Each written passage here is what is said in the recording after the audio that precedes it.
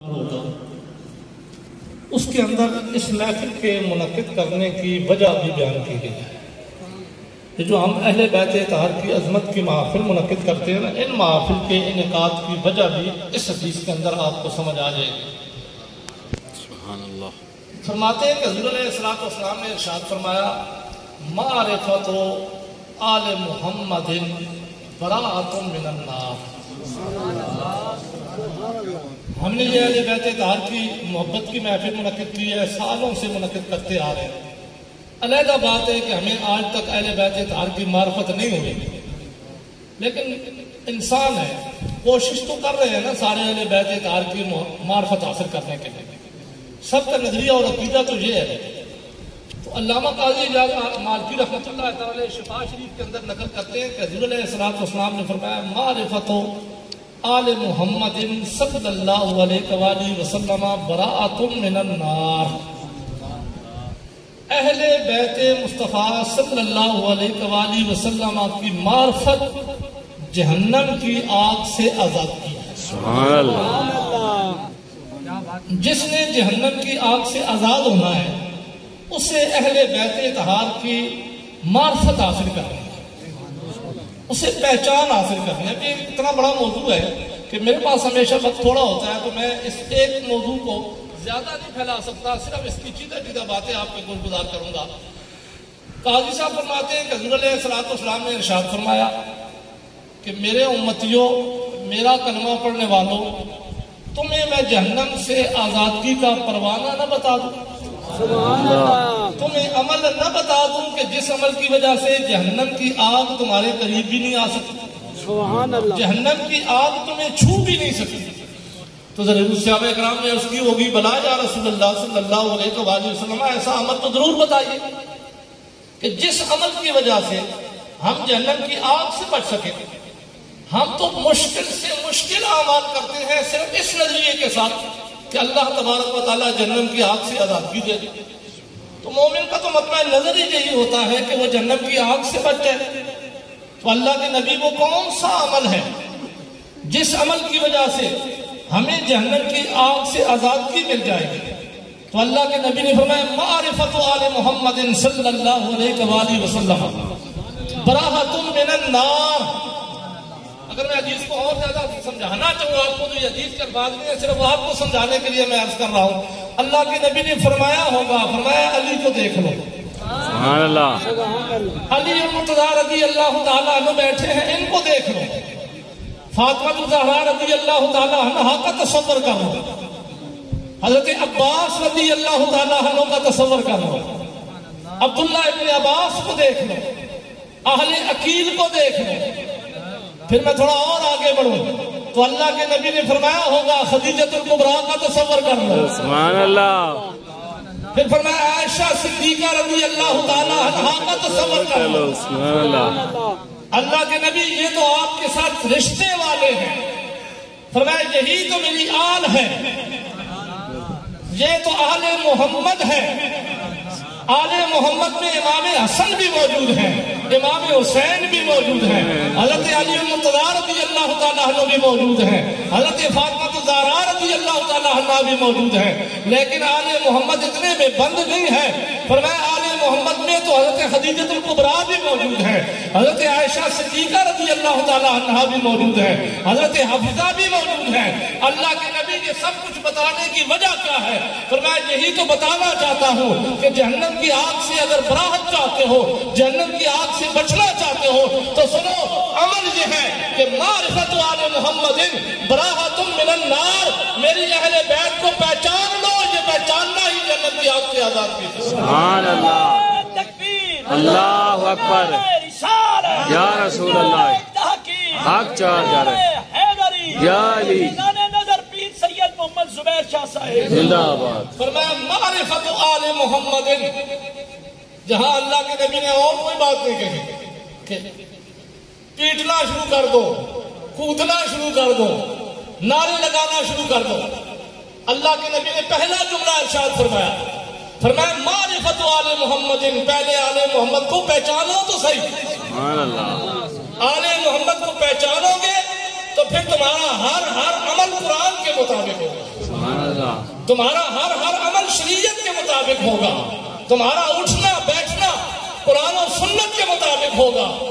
پھر تمہارا عقیدہ یہ نہیں ہوگا کہ آواز آئی، کہاں سے آئی، کس نے دی، یہ تو پتہ ہی نہیں ہے، بس آواز آئی ہے. عقیدے کی بنیاد ساری آواز آئی پہ ہے. اللہ کے نبی نے فرمایا پہچانو پہلے، معرفت آل محمد براۃ من النار، جہنم کی آگ سے آزادگی کی دلیل میری آل بیت کی معرفت ہے. پھر صرف معرفت تک، پہلا آج تک ہم معرفت ہی نہیں کر سکے، دعوے ہمارے بہت آگے ہیں.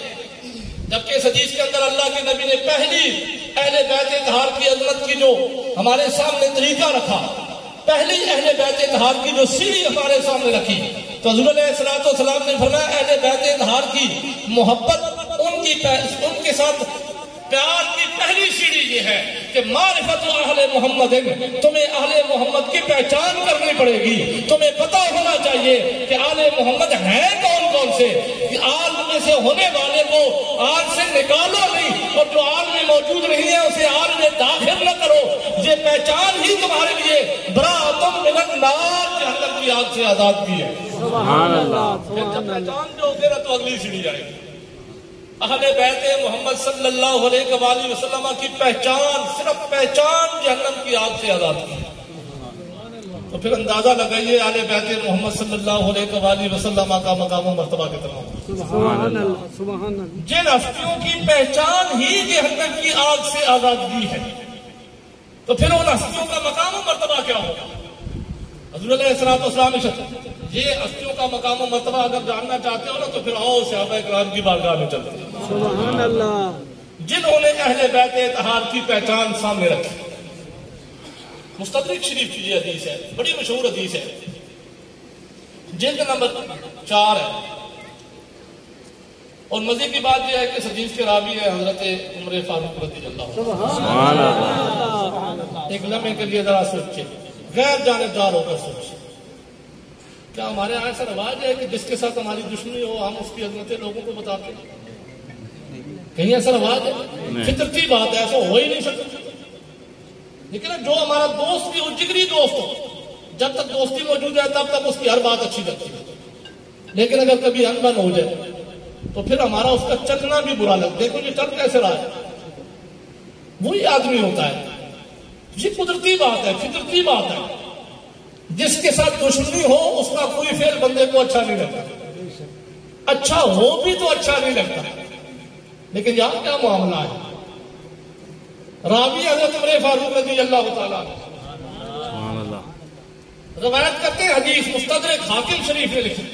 امام حاکم نے اس حدیث کو نقل کیا ہے، اور حدیث کو نقل کرنے کے بعد امام حاکم اس کی سند پر بحث کرتے ہیں. فرماتے ہیں ھذا حدیث حسن صحیح. لوگوں یہ جو حدیث میں نے اپنی کتاب میں لکھی ہے اس کی سند میں کوئی کوتاہی نہیں ہے. یہ حدیث حسن بھی ہے، یہ حدیث صحیح بھی ہے. اس حدیث کی راویوں میں جرح نہیں ہو سکتی، سارے ثقہ راوی ہیں. اس لیے جب ثقہ راوی روایت کر رہے ہیں تو حدیث کے متن کا ہر لفظ اپنی جگہ پہ جاہلیت رکھتا ہے. حدیث کیا ہے، حدیث کا متن بھی ذرا سنیے.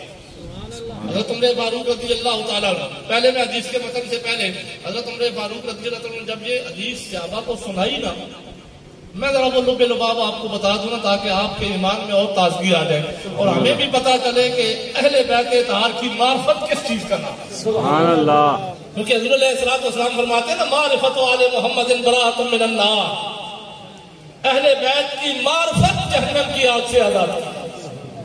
تو معرفت کس چیز کا نام ہے؟ ملا علی قاری اس حدیث کی شرح میں نا اس لفظ کے بعد نقل کرتے ہیں. پہلے یہ جملہ سن لیں پھر اس کے بعد میں اپنے موضوع کی طرف آتا ہوں. وہ فرماتے ہیں کہ معرفت آل محمد سے مراد یہ ہے کہ اہل بیت کی عظمت کو پہچاننا، ان کے مقام و مرتبے کو پہچاننا. صرف نام نہیں یاد رکھنا کہ یہ حسن ہے اہل بیت میں سے، حسین ہے اہل بیت میں سے، علی ہے اہل بیت میں سے، بس ہم نے نام یاد کر لیے. نہیں، ان کے مقام کو پہچاننا ہے، ان کی فضیلت کو پہچاننا ہے، ان کے مرتبے کو پہچاننا ہے، انہیں جو اللہ کے ہاں مقام و مرتبہ ہے اس کو جاننا ہے. یہ معرفت کہلاتی ہے. حضرت عمر فاروق رضی اللہ تعالیٰ عنہ جب یہ حدیث بیان کرتے ہیں نا صحابہ کے سامنے وہ دور بھی ان کا اپنا دور تھا.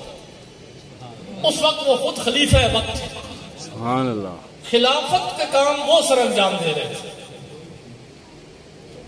مستدرک شریف میں موجود ہے کہ حضرت عمر فاروق رضی اللہ عنہ صحابہ کے مجمع میں آتے ہیں, آ کے صحابہ کو مخاطب کر کے فرماتے ہیں اللہ تعنونی, میرے یاروں مجھے مبارکبادیں دو.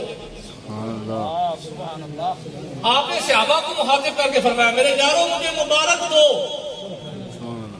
میں مبارک کا مستحق ہو گیا ہوں, دو مجھے مبارک. قالوا بمن یا امیر المومنین. سبحان اللہ. صحابہ اکرام نے عرض کی, صحابہ اکرام بیک زبان ہو کر عرض کرتے ہیں بمن یا امیر المومنین, امیر المومنین کس وجہ سے مبارکباد دے, کون سا مقام و مرتبہ آپ کو ملا ہے کہ آپ کو مبارکباد دے, وجہ کیا ہے مبارکباد دینے کی.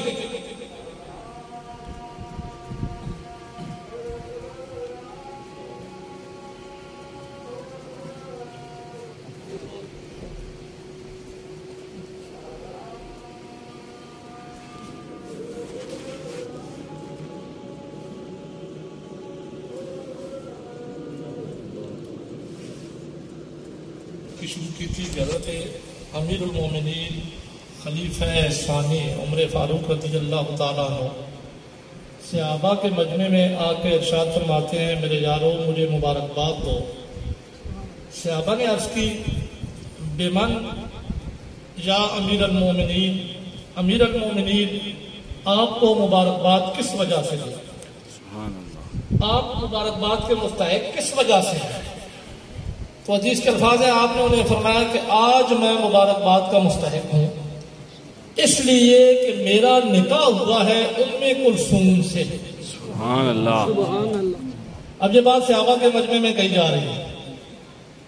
حدیث کے راوی بھی حضرت عمر فاروق رضی اللہ تعالیٰ عنہ خود ہے. حدیث کا حوالہ میں نے آپ کے سامنے پہلے رکھ دیا ہے. مستدرک شریف فرماتے آج میرا نکاح ام کلثوم سے ہوا ہے. نکاح تو ان کے پہلے بھی ہوئے تھے. پہلے نکاح کر کے عمر فاروق رضی اللہ تعالیٰ نے کبھی بھی صحابہ کو نہیں کہا کہ مجھے مبارکباد دو. آج کیوں مبارکباد لے رہے ہیں؟ فرمایا سنو ام کلثوم سے میرا نکاح ہوا ہے. کون ام کلثوم؟ بنت علی المرتضی رضی اللہ تعالیٰ. سبحان اللہ.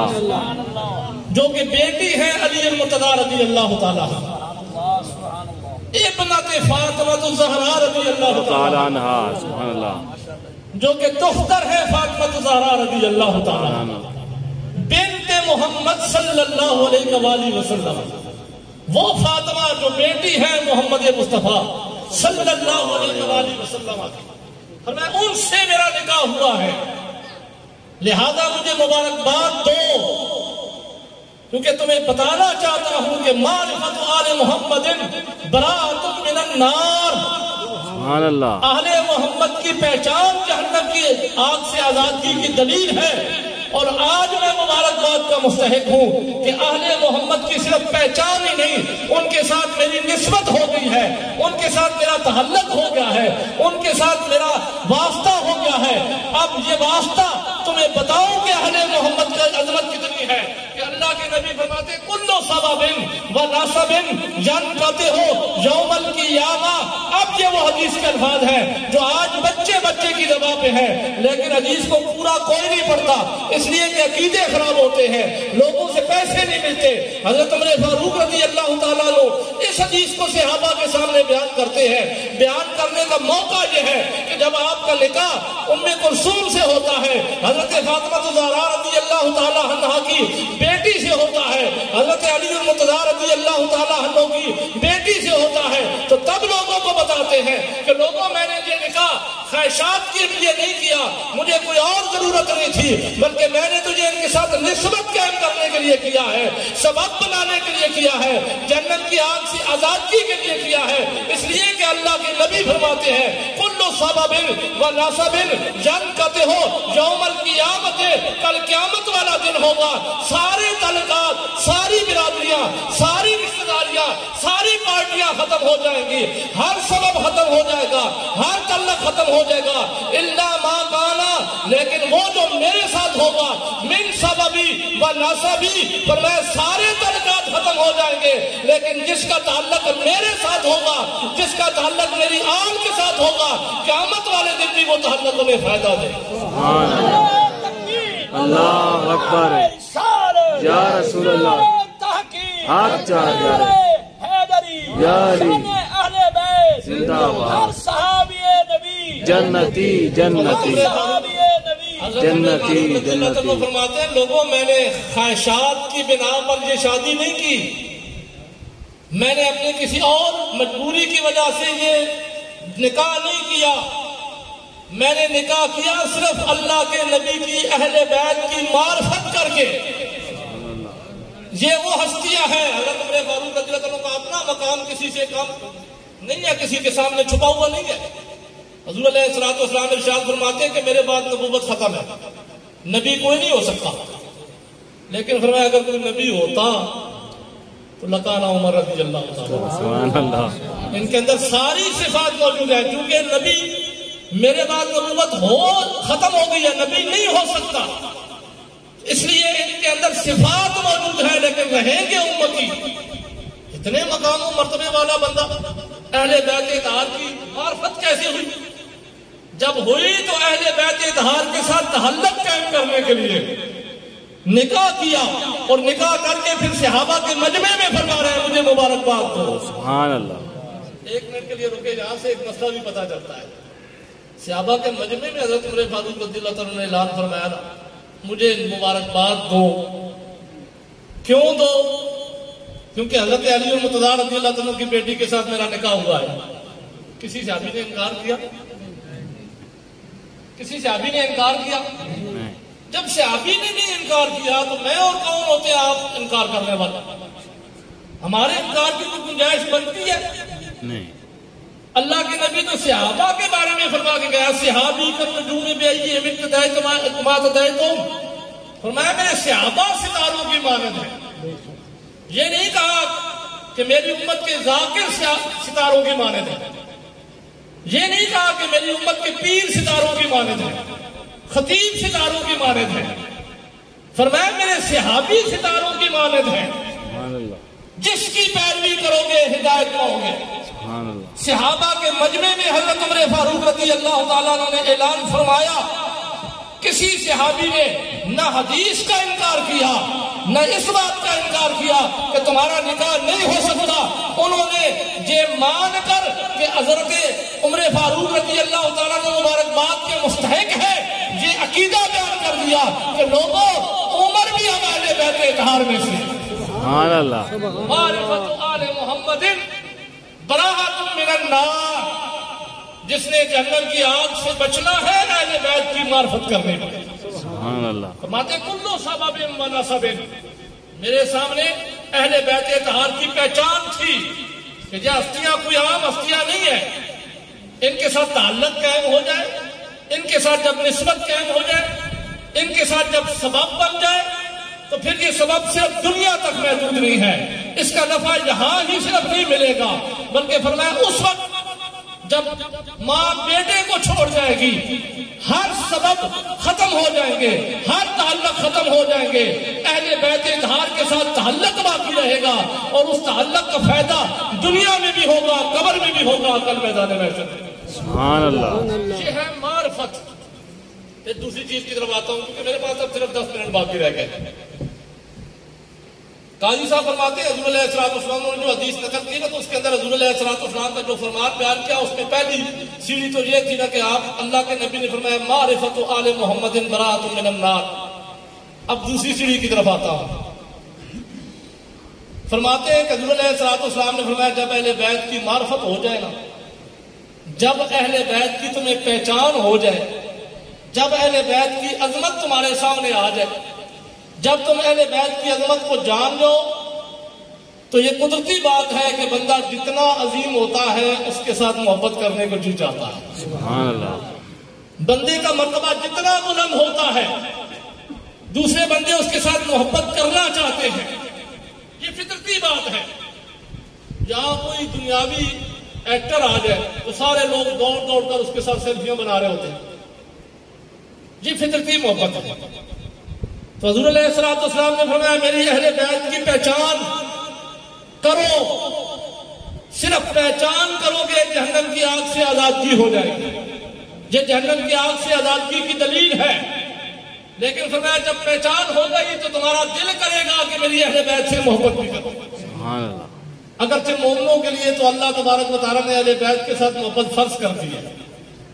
ہمارا دل نہ بھی چاہے تو تب بھی کرنی پڑے گی کیونکہ ہمارے لیے تو فرض ہے. لیکن اس کے علاوہ میں بات کر رہا ہوں. حضور علیہ السلام نے فرمایا حب آل محمد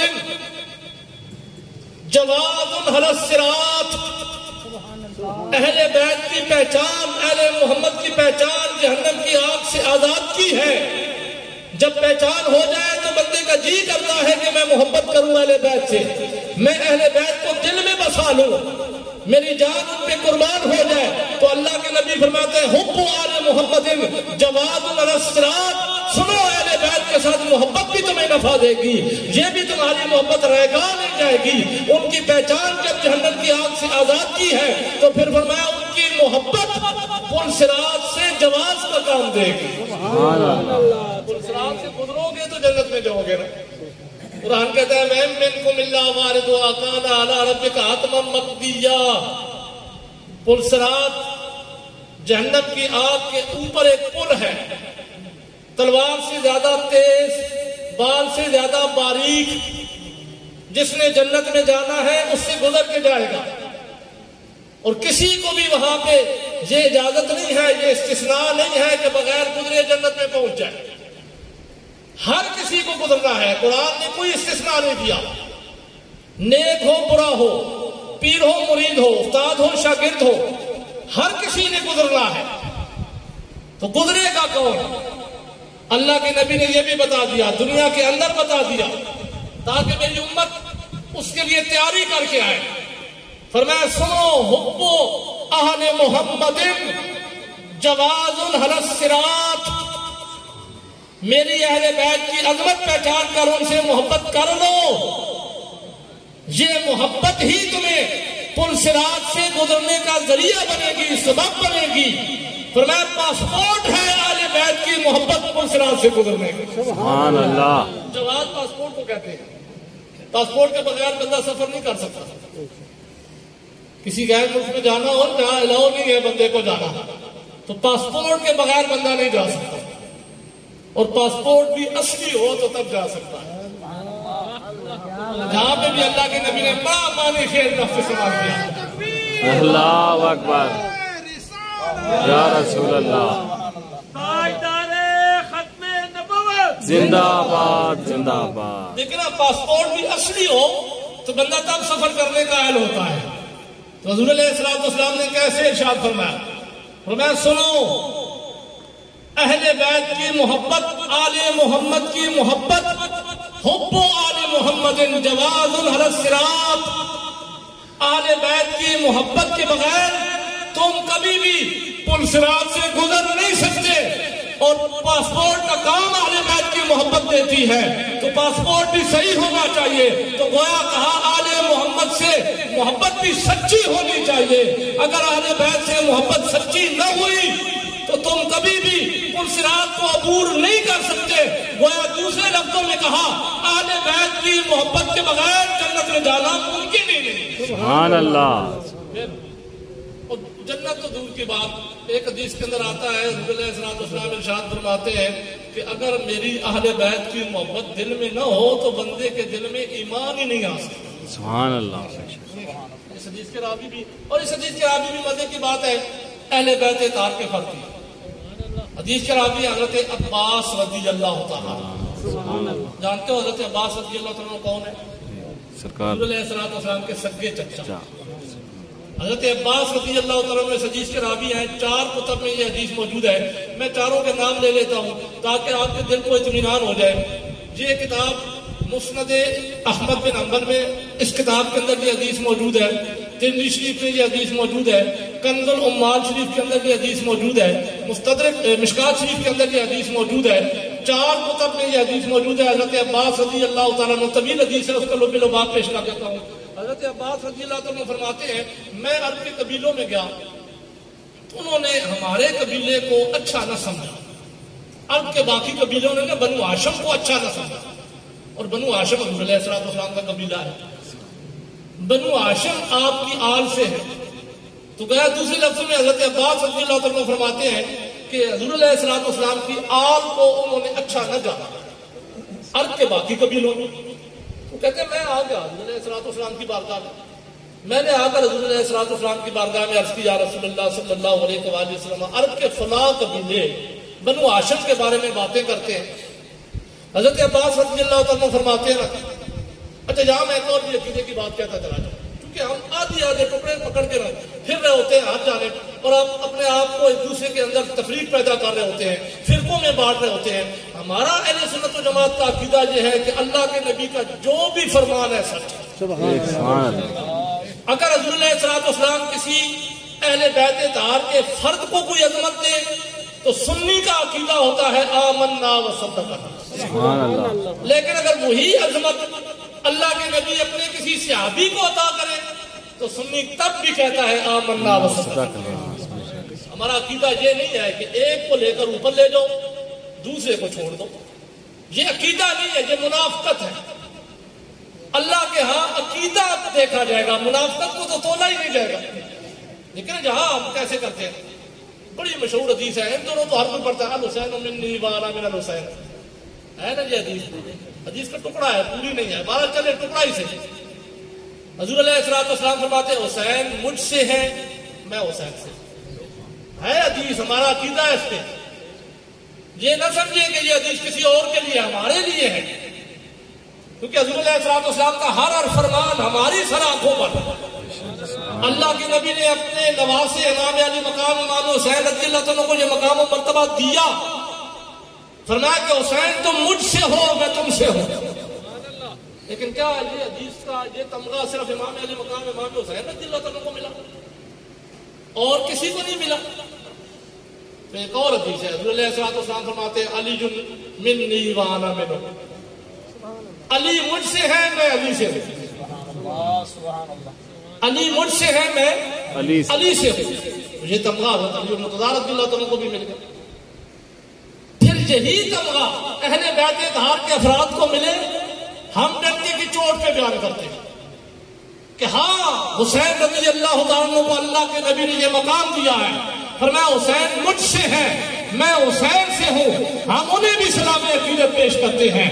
جب حضرت علی مرتضیٰ رضی اللہ عنہ کو اللہ کے نبی نے یہ مقام دیا کہ علی مجھ سے ہے میں علی سے ہوں, ہم انہیں بھی سلام عقیدت پیش کرتے ہیں. لیکن سنیے, یہی تمغہ, یہی مقام و مرتبہ, یہی عہدہ اللہ کے نبی نے خلیفہ اول حضرت صدیق اکبر کو بھی دیا. سبحان اللہ. بھی ہم سلام عقیدت پیش کرتے ہیں. اللہ کے نبی نے فرمایا ابو بکر منی وانا منہ, فرمایا ابو بکر مجھ سے ہے میں ابو بکر سے ہوں. پھر اللہ کے نبی نے یہی تمغہ حضرت عباس رضی اللہ تعالیٰ عنہ کو بھی دیا.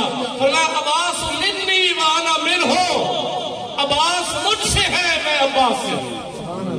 یہ وہ صحابی حضرت عباس رضی اللہ تعالیٰ عنہ حدیث کے راوی ہے. 4 کتب میں یہ حدیث موجود ہے. فرماتے ہیں میں نے اللہ کے نبی کو بیان کیا نا آگے, اب حضور علیہ السلام کا ریئیکشن دیکھیے. حدیث کے الفاظ ہے, فرماتے ہیں فغضب غضبا شدیدا, اللہ کے نبی کو سخت غصہ. میرے اہل بیت کی پہچان ہی نہیں ہے ان لوگوں. حضور علیہ السلام کو گویا سخت غصہ ہے نا اس بات پہ کہ حضرت عباس رضی اللہ عنہ فرماتی ہیں آپ کے عرب کے قبیلوں میں سے کچھ آپ کے قبیلے کے بارے میں اس قسم کی باتیں کرتے ہیں, ہلکی باتیں کرتے ہیں. فغضب غضبا شدیدا, حدیث کے الفاظ ہے اللہ کے نبی سخت غصے میں ہو گئے. حضرت عباس رضی اللہ عنہ فرماتے ہیں مجھے مخاطب کر کے کہا فوالذی نفس محمد بیدہ, اس ذات کی قسم جس کے قبضہ قدرت میں محمد صلی اللہ علیہ وآلہ وسلم کی جان ہے, لا يدخل قلب رجل الایمان. فرمایا بات سنو, تمہارے ذریعے سے ساری امت کو پیغام دینا چاہتا ہوں. کہ جو بے شک نمازیں پڑھتے رہے، روزے رکھتے رہے، حج کرتے رہے، نعرے لگاتے رہے کہ مومن ہم ہی ہیں، ہمارے علاوہ کوئی مومن نہیں، مومنین ہم ہی ہیں، ہمارے علاوہ کوئی مومن نہیں ہو سکتا۔ اللہ کے نبی فرماتے ہیں میں اللہ کا رسول ہو کر یہ بتا کے جا رہا ہوں، لا يدخل قلب رجل الایمان، کسی مرد کے دل میں ایمان داخل ہو ہی نہیں سکتا۔ کب تک نہیں ہو سکتا؟ حتی یحبکم، اے میری اہل بیت جب تک تم سے محبت نہ کرے، جو میری اہل بیت سے محبت نہ کرے گا اس کے دل میں ایمان داخل ہو ہی نہیں سکتا۔ پھر فرمایا اس لیے نہیں کہ تم میری اہل بیت کے ایک فرد ہو۔ امام علی مقام امام حسین رضی اللہ عنہ سے ہماری محبت اس لیے نہیں ہے کہ وہ حسین، حضرت علی المرتضیٰ رضی اللہ عنہ سے ہماری محبت اس لیے نہیں ہے کہ وہ علی المرتضیٰ ہے، جو اہل بیت اطہار کے کسی اور فرد سے ہماری محبت اس لیے نہیں ہے کہ وہ ایک ذات ہے، وہ ایک فرد ہے۔ اللہ کے نبی نے اس محبت کا معیار بھی بیان کر دیا، فرمایا ایمان داخل ہونے کے لیے دل کے اندر کچھ شرائط ہیں، کچھ شروط ہیں، جب وہ شرطیں پائی جائیں گی تو بندہ مومن بنے گا۔ تو اس میں سے ایک شرط یہ بیان کی، حتیٰ یحبکم، حتیٰ انتہائی غایت کے لیے آتا ہے، کسی بندے کے دل کے اندر ایمان داخل ہو ہی نہیں سکتا جب تک تمہاری محبت اس کے دل میں نہ آئے، اور محبت بھی کیسی؟ حسین ہونے کے ناطے، علی ہونے کے ناطے، عباس ہونے کے ناطے، فاطمہ ہونے کے ناطے نہیں، فرمایا للہ ولرسولہ ولقرابتہ، اللہ کے لیے، رسول کے لیے اور میرے قریبیوں کے لیے۔ سبحان اللہ۔ جب تک اس عقیدے کے ساتھ اہل بیت کی محبت دل میں داخل نہ ہوگی اس وقت تک ایمان بندے کے اندر داخل ہو ہی نہیں سکتا۔ سبحان اللہ۔ اسی لیے تو اللہ کے نبی فرماتے نا، حب آل محمد جواز علی الصراط، یہ محبت کوئی عام چیز تو نہیں ہے اہل بیت کی کہ بس 10 دن نعرے لگا دیے، پانی پی لیا، چاول کھا لیے، محبت ہوگی۔ یہ محبت اتنی نایاب چیز ہے کہ جس کے دل کے اندر یہ محبت آ جائے، اللہ کے نبی فرماتے ہیں جواز علی الصراط، میری اہل بیت کی محبت پر صراط سے گزرنے کے لیے اس کے پاس پاسپورٹ بن جائے۔ تیسری چیز اب چونکہ وقت نہیں ہے صرف میں اس کو بیان کر دوں، پھر اس پہ کبھی بات کریں گے۔ حضور علیہ الصلوۃ والسلام فرماتے ہیں والولایۃ آل محمد، آل محمد ولی بھی تو ہے نا، اور کوئی ہے یا نہیں؟ علی تو ولی ہے، علی تو مولا ہے نا۔ ہمارا تو عقیدہ ہے حضور علیہ الصلوۃ والسلام کا ہر صحابی مولا ہے۔ تو اللہ کے نبی فرماتے ہیں والولایۃ آل محمد امن من العذاب، سنو میری اہل بیت کی معرفت جہنم کی آگ سے آزاد کی ہے، اہل بیت سے محبت پاسپورٹ ہے پرصراط سے گزرنے کا، اور اہل بیت کی ولایت عذاب سے بچنے کے لیے امان ہے۔ سبحان اللہ۔ والولایۃ آل محمد امان من العذاب، اہل بیت کی ولایت، ولایت کہتے ہیں دوستی کو، اہل بیت کے ساتھ دوستی قائم کر لو، تعلق قائم کر لو، رشتہ قائم کر لو۔ جب رشتہ قائم کر لو گے تو یہ رشتہ امان من العذاب، اہل بیت کے ساتھ تمہارا تعلق قائم ہو گیا تو عذاب تمہارے قریب نہیں آ سکتا، تم عذاب سے بچ جاؤ گے۔ امان ہے اہل بیت کی ولایت عذاب سے۔ اللہ کے نبی نے یہ ہمارے سامنے پورا نصاب رکھ دیا محرم شریف گزارنے کا۔ محرم شریف گزارنے کا طریقہ یہ ہے کہ اہل بیت کو پہچانو، ان کی عظمت کو پہچانو۔ ان کی عظمت یہ نہیں ہے کہ سر ننگے ہوں، سر پہ دوپٹے نہ ہوں، پاؤں ننگے ہوں۔